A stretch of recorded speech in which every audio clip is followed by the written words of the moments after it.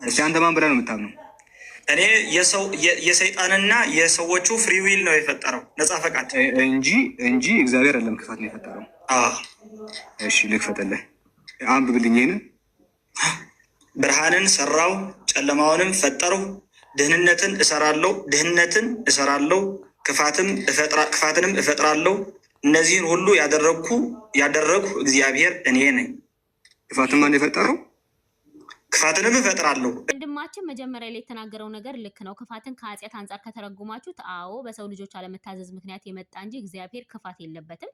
ዘዳግም 32:4 እርሱ አምላክ ነው፣ ስራውን ፍጹም ነው፣ መንገዱ ሁሉ የቀና ነው፣ የታመነ አምላክ ነው፣ ክፋትም የሌለበት እርሱ እውነተኛና ቅን ነው። የታመነ አምላክ ነው፣ ክፋትም የሌለበት። ስለዚህ ክፋት በሁለት አይነት መንገድ ይተረጎማል። አንድም እኛ የምንሰራው ኃጢአት የምንበድለው በደል ክፋት ይባላል። ሁለትም እኛ በድለን እግዚአብሔር የሚያመጣብን ቁጣ፣ የሚያመጣብን ቅጣት፣ የሚያመጣብን ፍርድ ክፋት ይባላል። ለምሳሌ እግዚአብሔር በጎርፍ ቢመታን፣ እግዚአብሔር በራብ ቢመታን ይሄ ከእግዚአብሔር ቁጥጥር ውጪ አይደለም። ለምሳሌ ዘፍጥረት 6:5 እግዚአብሔርም የሰው ክፋት በምድር ላይ እንደበዛ የልቡ ሐሳብ ምኞትም ሁልጊዜ ፈጽሞ ክፉ እንደሆነ አየ።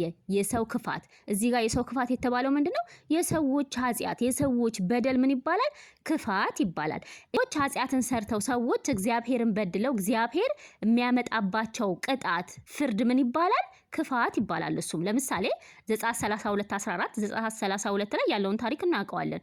የሙሴ ወንድም አሮን አማልክት ሰርተው በኋላ እግዚአብሔር አጠፋቸዋለሁ ሲል በሙሴ አማላጅነት እግዚአብሔር እንደራራላቸው ዘጸአት 32:14 እግዚአብሔርን በሕዝቡ ላይ ሊያደርግ ስላሰበው ክፋት ራራ።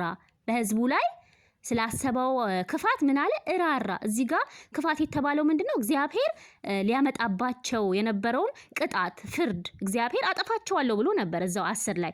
አሁንም ቁጣዬ እንዲቃጠልባቸው እንዳጠፋቸውም ተወኝ። ሙሴን ነው እንደዛ የሚለው፣ ያኔ ህዝቦቹን እንዳጠፋ። ከዛን ሙሴ እግዚአብሔርን ይለምነዋል። ከዛን እግዚአብሔር ምን ይላል? ይራራላቸዋል።